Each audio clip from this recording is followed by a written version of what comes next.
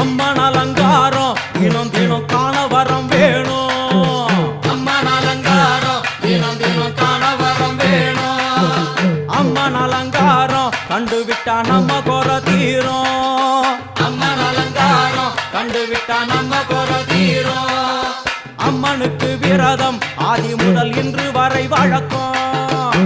அம்மனுக்கு விரதம் ஆதி முதல் இன்று வரை வழக்கம்.